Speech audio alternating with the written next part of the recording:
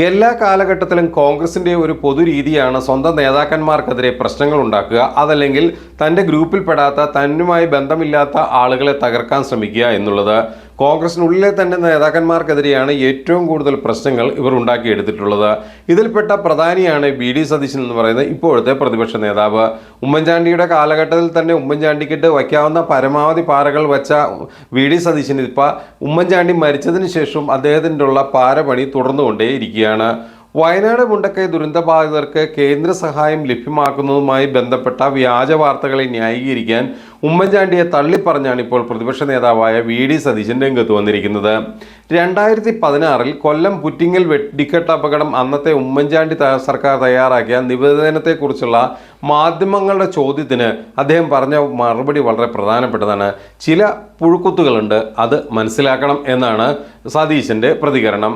പുറ്റിങ്ങൽ ദുരന്തത്തിൻ്റെ 16-ാം ദിവസമാണ് കേന്ദ്ര സർക്കാരിന് അന്നത്തെ കേരള സർക്കാർ നിവേദനം നൽകിയത്. പ്രധാനമന്ത്രി വന്നുപോയതല്ലാതെ കേന്ദ്ര സഹായം ഒന്നും ലഭിച്ചില്ല. അതും പെരുപ്പിച്ച കണക്കാണോ എന്ന ചോദ്യത്തിനാണ് ഉമ്മൻചാണ്ടിക്കെതിരെ മുനവച്ചുള്ള മറുപടിയുമായി വി.ഡി. സതീശൻ രംഗത്ത് വന്നത്. വയനാട് ദുരന്തത്തിൻ്റെ 10-ാം ദിവസം അടിയന്തര സഹായത്തിനായി തയ്യാറാക്കിയ നിവേദനത്തിലെ കണക്കിനെ സർക്കാരിൻ്റെ ചെലവെന്ന് വിശേഷിപ്പിച്ച് ചാനലുകൾ വ്യാജ വാർത്ത നൽകിയിരുന്നു.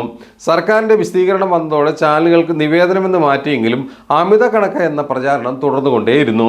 അതും പൊളിഞ്ഞെങ്കിലും UDF BJP നേതാക്കന്മാർ വ്യാജ വാർത്ത ഏറ്റെടുക്കുകയായിരുന്നു. SDRF മാനദണ്ഡം അനുസരിച്ചല്ല നിവേദനം തയ്യാറാക്കിയത് എന്നാണ് പ്രതിപക്ഷ നേതാവിൻ്റെ പ്രധാനപ്പെട്ട ഒരു വാദം. SDRF മാനദണ്ഡം അനുസരിച്ചുള്ളതും പ്രതീക്ഷിക്കുന്ന യഥാർത്ഥ ചെലവും നിവേദനത്തിൽ പ്രത്യേകമായി നൽകിയ സാഹചര്യത്തിലാണ് വി.ഡി. സതീശൻ പുതിയ നമ്പറുകളുമായിട്ട് വരുന്നത്.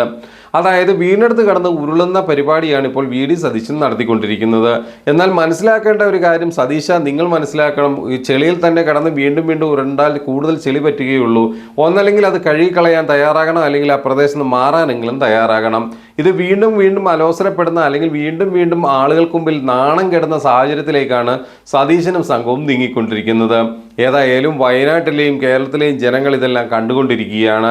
വരാൻ പോകുന്ന തെരഞ്ഞെടുപ്പിൽ നിങ്ങൾ ഓട്ടഭ്യർത്ഥിച്ചെത്തുമ്പോൾ വയനാട്ടിലെ ജനങ്ങളോട് ചെയ്ത ക്രൂരത നിങ്ങൾ മറക്കരുത്. കാരണം നിങ്ങളെ ഈ ആളുകൾ ആരും വെറുതെ വിടില്ല എന്നുള്ള കാര്യത്തിൽ യാതൊരുവിധ തർക്കവുമില്ല. ഇല്ലാ കഥകൾ മെനഞ്ഞ ഒരു കൂട്ടം മാധ്യമങ്ങൾ എന്ന് അവകാശപ്പെടുന്നവരുടെ കൂടെ നിന്നുകൊണ്ട് നിങ്ങൾ കേരളത്തിൻ്റെ കുതികാൽ വെട്ടുകയായിരുന്നു. വയനാട്ടിലെ ജനങ്ങളെ നിങ്ങൾ ചതിക്കുകയായിരുന്നു.